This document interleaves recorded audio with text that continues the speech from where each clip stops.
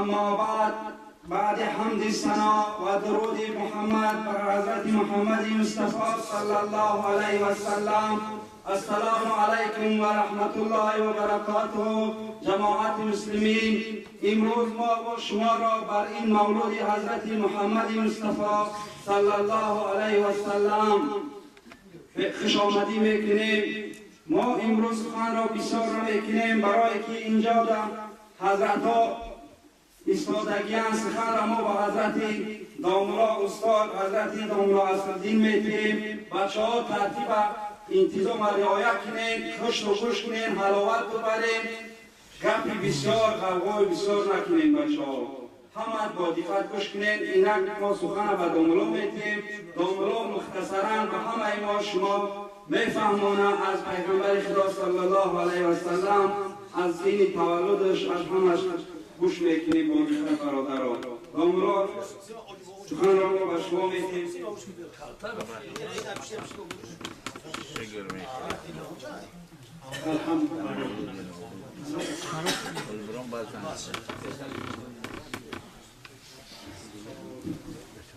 أعوذ بالله من الشيطان الرجيم. بسم الله الرحمن الرحيم. الحمد لله رب العالمين والعاقبة للمتقين والصلاة والسلام على أفضل الأفضلين من الأنبياء وملائكة المقربين وعلى آله وأصحابه أجمعين. أما بعد، السلام عليكم وعلى عباد الله الصالحين الغائبين. در آغاز بسیار هم اظهار سپاس میکنم از عزتداری شما که در حضور این جماعت اولین رشته سخن را به بنده دادید و چه ترتیبی که من مولا محمد شریف گفتم چند سخن به طور اختصار نسبت این روزه، جشن این روزه که روز مولود نبی صلی الله علیه و سلم است، تبرکاً و تیمماً برای شما به زبان ساده تاجیکی فارسی بیان میکنیم که انشاءالله این گفته های ما را باز پرتر و کمالتر قاریان در نوبت خود به زبان عربی در رشته نظم و نثر انشاءالله برای همه ما قرائت میکنم. اکنون برادران عزیز، چون امروز روز مولود نبی صلی الله علیه و سلم است، میخواستم چند عباره را نسبت این روز، نسبت پیدایش این ذات بزرگ و شریف، نسبت پیدایش کائنات و موجودات، سروری کون و مکان برایتان ابراز دارم. برادرای عزیز، رسول اکرم صلی الله علیه و سلم اولا اینکه در حدیث شریفشان فرمودند انما خلق الله، انما اول ما خلق الله نوری، یعنی البته اولین چیزی که خداوند آفریده بود این نور من بود.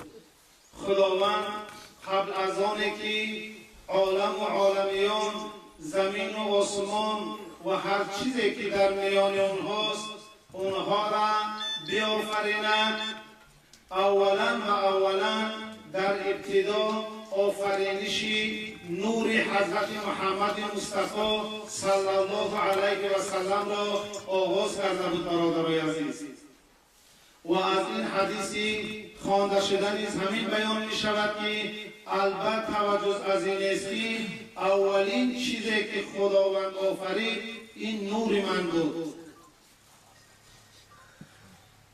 در حدیث دیگر رسول اکرم صلی الله علیه و سلم باز بیان می دارند که ان الله تبارک و تعالی خلق مقادر الخلائق قبل ان یخلق السماوات والارض ب50,000 سنه.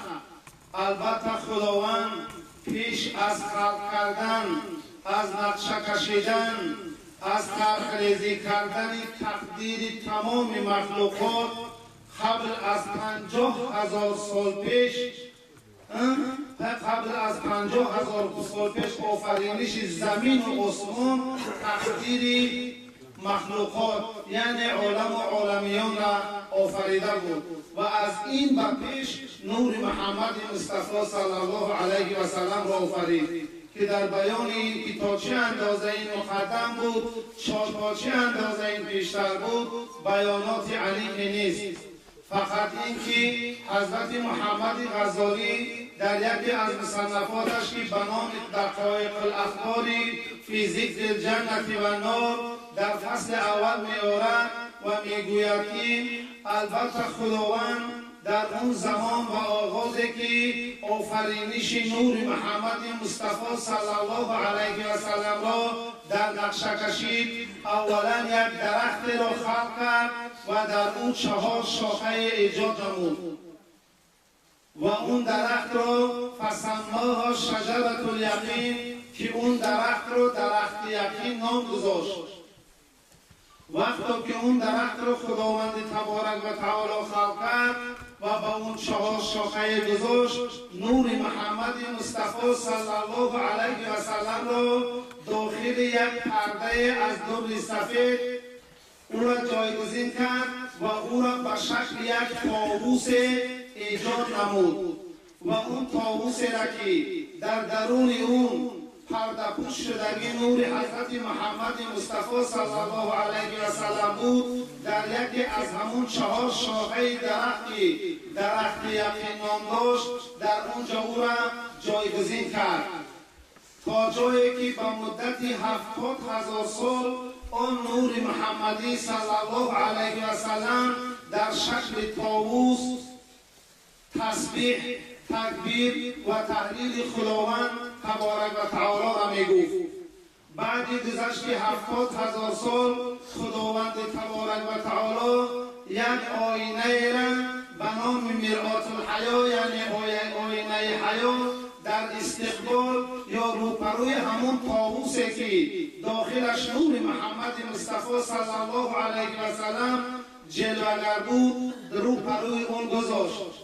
وقتی که اون نور محمدی در شکل طاووس خود را در آینه حیا دید بسیار از اون شکل هیئت و صورت زیبایی که در خود مشاهده کرد بسیار خوشحال شد بسیار هم خود را در صورت زیبا که دید خوشحال شد و بعد خوشحال شدن به درگاه خداوند تبارک و تعالی یک باره 5 مراتبه سجده کرد سر بر زمین زد چون 5 مراتبه سجده خداوند کرد این به خداوند خیر و پسند آمد و از او پذیرفت و همین است که برای او و برای پیروان او برای ما و شما امتان محمد مصطفی صلی الله علیه و سلم بالاخره 5 وقت نماز گزاریدن فرض شد.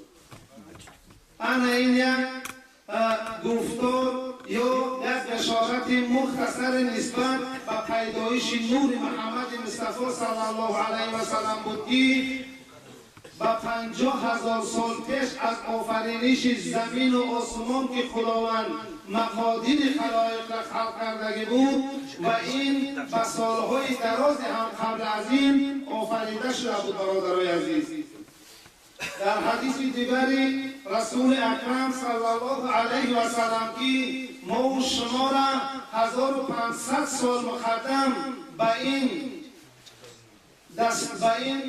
حدیث شریف آشنا ساختن چنین بیان می شود که رسول اکرم صلی الله علیه و سلم می فرمایند لولاک لما خلقت الافلاک یعنی خداوند میگوید که اگر تو نبودی ما فلک ها را زمین و آسمان را کون و مکان عرش و کرسی را اینس و جن و یگان مخلوق را نمی آفریدیم گفتنی.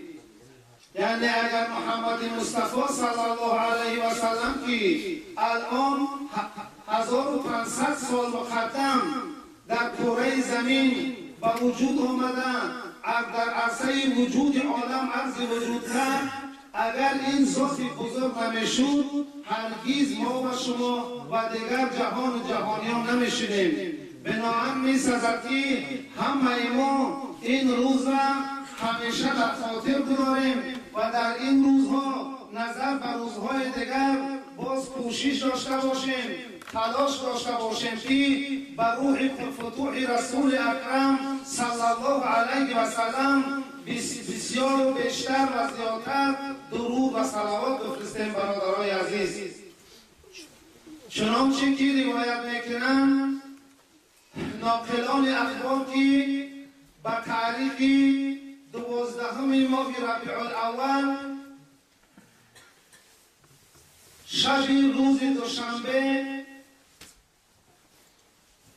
که به حسابات امروزه تاریخ میلادی مطابق به 20 اپریل 569 یا 570 میلادی در مکه مکرمه محمد ابن عبدالله صلی الله علیه و سلم از عالم خلوت به عرصه هستی قدم واگذاشت. برادرای عزیز، یعنی به 20 مطابق به 20 اپریل 569 یا 70 میلادی. برادرای عزیز، چنانچه روایت میکنند از مادر بزرگوارشان حضرت محمد مصطفی صلی الله علیه و سلم را به همین ترتیب که به این صورت به عالم هستی آمدند. برادرای عزیز، یعنی مادر حضرت رسول اکرم آمنه روایت میکنند که در اون شب، یعنی بازم تکرار شوم،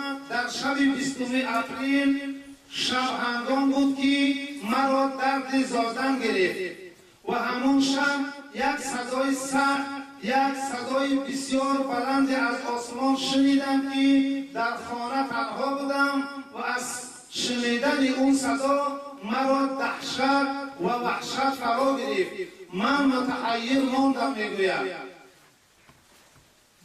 بعداً چند لحظه نگذشته ببینم که یک پرنده از آسمان به جانب من فرود آمد و پر و بال خود را بر سر و روی من مالید، یعنی شکید. وقتی که این واقعه رخ داد، اون ترس هراس که من در خانه تنها بودم و اون صدای دهشتناک و وحشتناک، اون صدای بلند را که شنیده بودم و تمام وجود من را ترس فرا گرفته بود، همه یک باره از وجود من دور شد. و بعد از گذشتن ببینم که در خانه چند مقدار از شیرینی گذاشته شده است و از اون شیرینی ها که البته اونها همه به حکم خداوندی البته که از جنت آورده شده بودن، از اونها تناول کردم.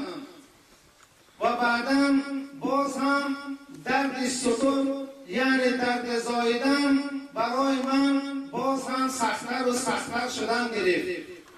چند دقیقه گذشته بود که به طرف آسمان بنگرم ببینم که مردان در دست‌ها ابریق‌ها ظرف‌های پر از جام بودن یا پر از شراب بودن، از چیزی نبودن، در دست‌ها ظرف‌های در بالای آسمان ایستاده هستند. وقتی که من را درد زادم سخت میکرد و سخت میکرد، در درون خانه یک گروه زنهای بسیار زیبا و قد بلند را دیدم.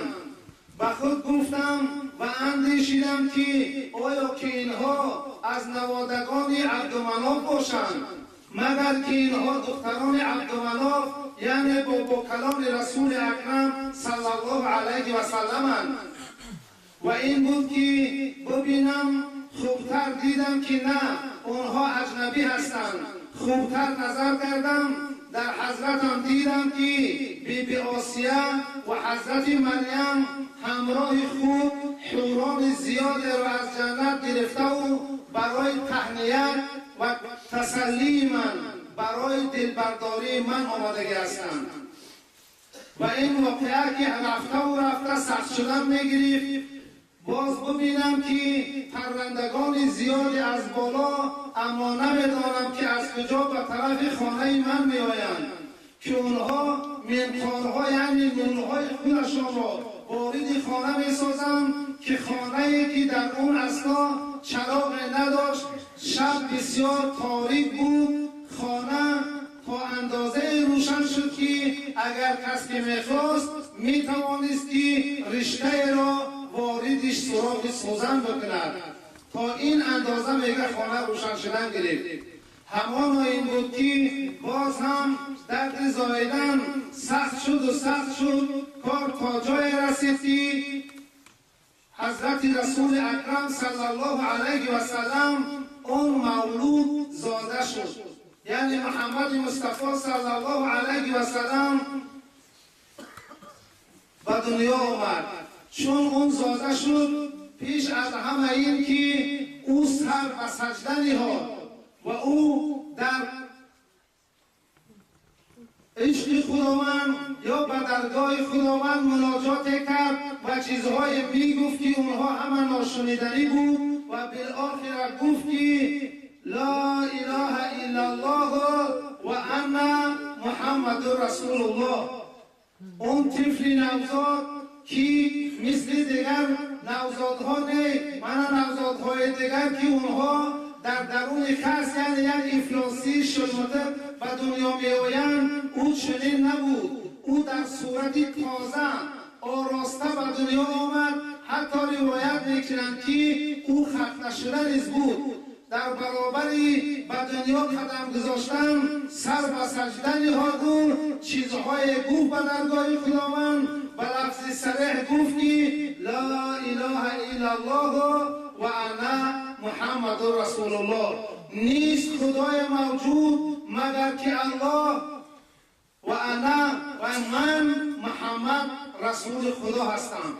وقتی که او به دنیا آمد، ناقلان دیگر روایت میکنند که در اون اثنایی که رسول اکرم صلی الله علیه و سلم به دنیا آمد، در تمام کره زمین تمام بت‌ها در بتخانه ها سر بر روی زدند، همه افتیدند. نه فقط در مکه مکرمه، از بابای رسول اکرم صلی الله علیه و سلم که در اون شب در خانه مکه نوبتدار بودند یا که شب بگذرانیدند، این واقعات مشاهده شده بود. اما به هر حال که دیگر ناقلان روایت میکنند که این واقعا نه تنها در مکه بلکه در تمام کره زمین، تمام بت‌های بتخانه ها، تمام معبودان بتپرستی که در تمام کره زمین اون سنگ و چوبها را میپرستیدند، یکی و یک باره همه سرنگون یعنی سربروی در زمین شدند.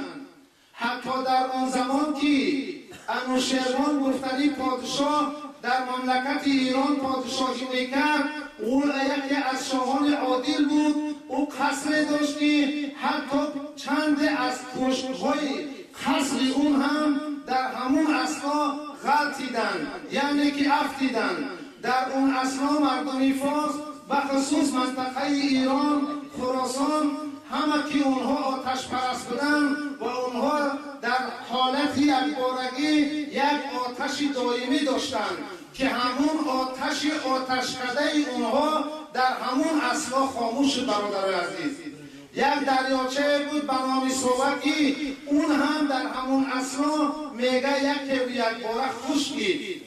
این واقعات در بسیاری از سراسر زمین مشاهده شده بود. برادر عزیز، حتی در میان یهود هم این واقعه شده بود که از جلگ یا جبه حضرت یحیی علیه السلام که این جبه یک پارچه لباس است، در همون مناطق شام یک خون چکید که این را یهودی ها در توراتشان در کتاب آسمانی در کدام یک مضمون خوانده بودند که هر وقتا که در کره زمین بخصوص در مکه مکرمه محمد مصطفی صلی الله علیه و سلم بعد از حضرت موسی که اونها همه در یک جایگی پیروی حضرت موسی را داشتند، یعنی وقتی که او به دنیا بیاید یکی از علاماتش همین است که از جبه حضرت یحیی چی خون میچکد. اونها هم این واقعه تولد شدن او را در همونجا احساس کرده بودند. خیلی برادرای عزیز، انا اکنون وقتی که رسول اکرم صلی الله علیه و سلم با دنیا آمد، مادر عزیزشان روایت میکنند که همزمان ابر را دیدم که اطراف من را فرا گرفت. اطراف من را فرا گرفته و اون کودک را همزمان از پیش من بیرون بود و یک صدای شنیدم که چنین صدا میداد که ای این مولود را، این ذات مقدس را که به دنیا آمده است، او را به تمام گوشه های دنیا از مشرق تا مغرب و بالای تمام بحرها ببرید تا که از ولادت او، از صورت و سیرت این ذات شریف همه در یک جایگی با خبر شوند.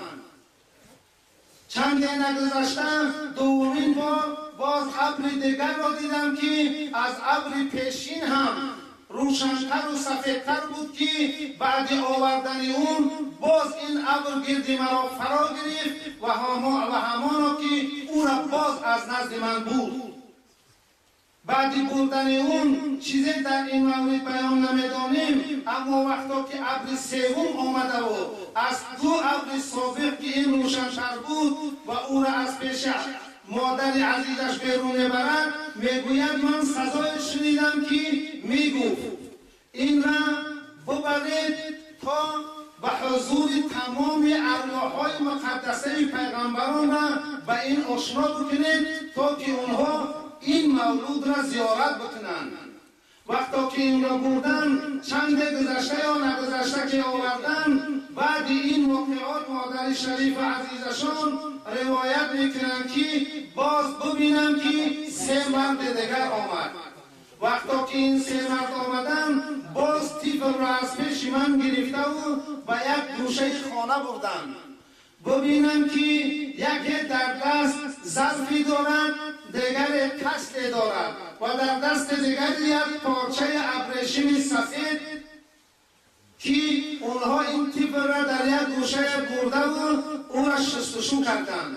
وقتا که شستشویش کردم او را آراسته کردم و یکی از اونها از همون سه مرد انا همون حریری که در دست داشت از میان او یک مهر نبوت مهر نبوت را گرفتن، در میان هر دو کتف او مهر نبوت را که محمد رسول الله نوشته شده بود در میان هر دو کتف او زدند. و وقتی که این واقعه را پسیسر کردم گفتند ای آمینه این فرزند و این مولود را از چشم هر کسی در پناه بدار که این خاتم النبیین، این بهترین اولاد بشر، پیامبر آخر زمان است و نگذارید که چشم هر حاسد و کاسد به این برسد. اونها این گفته و برفتند. چند نگذشتن بابایشان که اون شب را در اطراف حرم در گرد خانه کعبه نوبتدار بدن یا این که میگذرانیدن، اونها هم در همون شب یک صدای سخت شنیده بودند. در همون حالتی زاده شدن وقتی که صدای سخت را شنیدن، اونها صدای سخت را شنیدن خیستن بیدار شدن، میگویند که ببینم خانه کعبه در حرکت است. حتی میگوید چنین تصوراتی کردم که گمان میکردم خانه کعبه سر به سجده کرده است. میبینم که تمام بتها در درون خانه همه سرنگون شدگی هستند. بعدا بخیزم و ببینم تصور بکنم که در خوابم یا در بیداری چشمای خود بمالم ببینم که این همه در بیداری است. وقتا که آیسته آیسته به گرد خانه که رسول اکرم صلی الله علیه و سلم تولد شده بود که از اونجا تقریبا همگی 150 یا 200 متر مسافه راه است، بیایم ببینم که کوه صفا میلرزد. در همین شبی است که کوه صفا هم میلرزد.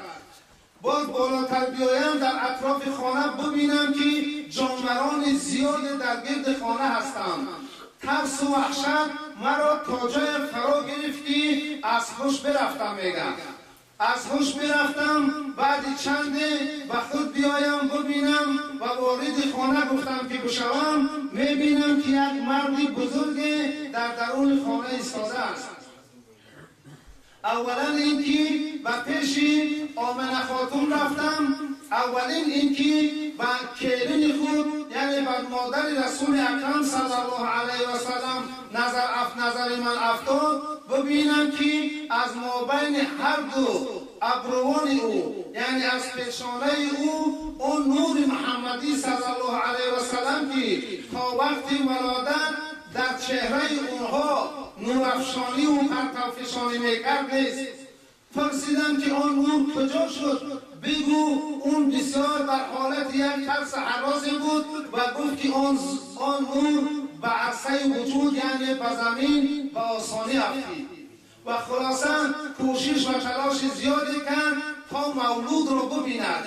خواست که مولود را ببیند، اون مرد بلندقد و غیور، آن مرد بزرگ او را نمیگذاشت و میگفت که فرمان است که تا 3 یا تا 7 روز یگان انسان یگان جینه و اون نباید که نظر افکند و این تا آن زمان در پس پرده عصمت خداوند است و بالاخره و اون نیز همچون بابا که او یکی از نوادگان او بود همچون بابا رخصت داده می شود. برادرای عزیز و نه این همین ترتیب بود در اون واقعیت یا آن لحظه هایی که حضرت پیامبر اکرم صلی الله علیه و سلم را مادرشان نسبت مولودشان برادرای عزیز روایت کردند و اکنون از حدیثی پیشین برادرای عزیز که گفتیم که البته اولین چیزی که خداوند جل شأنه آفریده بود این نور من بود.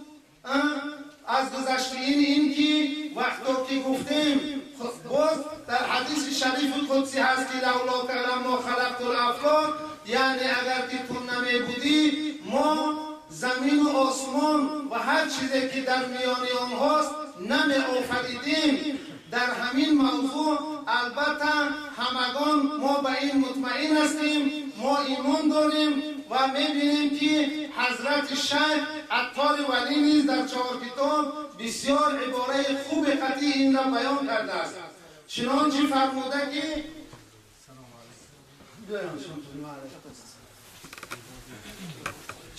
فرموده که سید الکونین ختم المرسلین آخر آمد بود فخر الاولین. سید الکونین یعنی شاه این دنیا و آن دنیا، ختم المرسلین یعنی خاتم پیغمبران، خاتم پیغمبران آخر آمد یعنی آخران همچون پیامبر در عرصه عالم قدم گذاشت، لکن بود اولین. او اولین بود، اولین نه تنها میانی پیغمبران، نه تنها میانی انس و جن، بلکه اولین میانی تمام موجودات بود. برادرای عزیز، سید الکونین ختم المرسلین آخر آمد بود فخر الاولین. اگر چندی که مؤخران آمده بود برادرای عزیز، اون در نقشه اولین بود. برادرای عزیز، اولین چی بود؟ رسول اکرم صلی الله علیه و سلم بود. آن که آمد نه فلک معراج او، آن که آمد نه فلک معراج او، اولیاء انبیا و اولیاء محتاج او. آن که آمد نه فلک معراج او، انبیا و اولیاء محتاج او. شد وجودش رحمت للعالمین، مسجد او شد همه روی زمین. وجود او رحمت برای عالم و عالمیان شد، چنانچه که خداوند میگوید استعیذ بالله و ما ارسلناک الا رحمت للعالمین. ما طرف نفرستادیم مگر رحمت برای عالم و عالمیان. او مایه رحمت است. برادرای عزیز، شد وجودش رحمت للعالمین، مسجد او شد همه روی زمین. برادرای عزیز، اکنون برادرای عزیز سخن را دراز نمیکنیم. من ایشان قاری هم هستند، شاید چند سخن دیگر نسبت شمایل رسول اکرم صلی الله علیه و آله و نسبت دیگر واقعاتی که در حیات پیامبر اکرم صلی الله علیه و آله چنانچه از قبیل شکافته شدن سینه مبارک رسول اکرم صلی الله علیه و آله که 4 مراتبه شق صدر شدند یا هیچ نباشد هر چی که نباشد، من از سخن را به ایشان قاری میتیم تبرکاً یگان حدیث دیگر یا یگان حکایت دیگر را برای ما بیان می‌دارند بعد سخن را برای قاری میتیم. انا بعد از مولود اگر یگان سوالی باشد یگان گفتنی باشد مرحبا. تشکر کرام داملابا، بسیار بسخانه خوب دلهای ما را آرام گیرید. همچون شاعر می‌فرماید چون شدی موجود در عالم بگفتی امتی، در نماز و روزه‌ات بگفتی امتی، در شب معراج نزد حق بگفتی امتی، جان طلب آخر آنگه بگفتی امتی. ما امروز امتان گناهکار یک بار صلوات بر پیغمبر خدا صلی الله علیه و سلم نمی‌فرستیم برادران. این موضعی که امروز در ما خداوند داده است ما باید شکرانه این موضع را بکنیم. ما اینک سخن را به ایشان قاری میتیم، ایشان قاری سخن میکنند. برادران ما التماس میکنیم در همین وقتی گفتن در وقت امر معروف همین گپزنی با خشت و بشینیم، خشت و گوش کنیم، خلال بر همه ایشان قاری نرسونیم. باز همین داملا وقتی که سخن کرد از همین قفا پچه چیدر کاره. ما اینجا اومدیم چی؟ امر معروف و نهی منکر گوش کنیم، نه که گپزنی اومد باشیم. یک لحظه همین دلهای ما چی آرام میگیره برادران. اینک سخن را ما با قاری با میتیم و ما امر معروف و نهی منکر.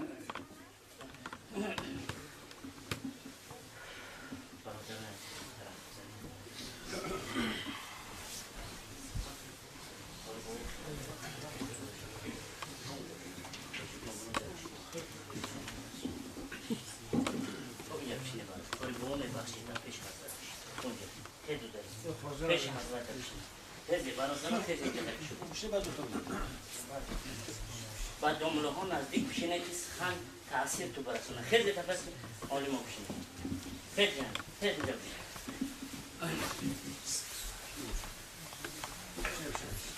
أعوذ بالله من الشيطان الرجيم. بسم الله الرحمن الرحيم. الحمد لله رب العالمين والعاقبة لأهل التقوى واليقين والصلاة والسلام على رسولنا محمد وعلى آله وأصحابه أجمعين. أما بعد، السلام عليكم ورحمة الله وبركاته. برادران و دادران عزیز و ای بندگانی که برای خاطر گزاراندن ماه مولود رسول اکرم صلی الله علیه و سلم آمده، همه شما را در این خانه خداوندی خوش آمدید میگویم و از خداوند متعال خواهان آن هستند که پروردگار متعال ما و شما را به درگاهش قبول بگرداند و عملهای ما و شما را برای رضای خودش بگرداند. از کبر و غرور و فسق و فساد و فجور همه ما و شما را در پناه رحمتش نگاه و بین باشد. بسیار استاد بزرگ حضرت داملا اسمدین خوب گفتند از مولود رسول اکرم صلی الله علیه و سلم. و برادرها اگر به میکروفون سخن کنه میشنوه یا نه؟ بسم الله الرحمن الرحیم. برای این میکروفون آوازش بلنده، ما در یک مسجد یک جای میدیم هممون آواز میرسه. اگر بفهمه ایو طرف به میکروفون سخن کنه میفهم به میکروفون خوبه ایو بفکرم. الحمدلله. بسم الله الرحمن الرحیم. حضرت رسول اکرم صلی الله علیه و سلم چهره برادر عزیز بیان کرد رحمت برای ما و شما آمد. حضرت رسول اکرم صلی الله علیه و سلم آمد که ما و شما الحمدلله که اسلام داریم. حضرت رسول اکرم صلی الله علیه و سلم آمد که ما قرآن داریم، ما دین داریم، ما الحمدلله مسلمانیم و ما قانون داریم و ما حدیث داریم و ما سنت داریم و ما تقوا داریم و ما ایمان داریم و ما دین داریم. این همه سببش پیدایشش حضرت رسول اکرم صلی الله علیه و سلم شد.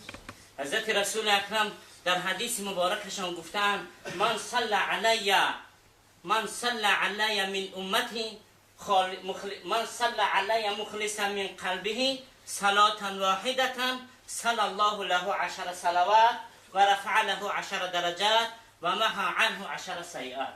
حضرت رسول خدا گفت کسی برای من یک سلام میفرسته، الله رب العزت برای او 10 سلام میفرسته. حضرت رسول اکرم گفت کسی برای من یک سلام فرستم، الله او را 10 سلام میفرسته و رفع له 10 درجات و 10 مرتبه درجه او را از زمین بلند میبردانه و 10 خطای او را الله رب العزت عفو میکنه. با یک صلوات بر محمد فرستادن ما 30 ثواب و 30 صلوات و 30 سلام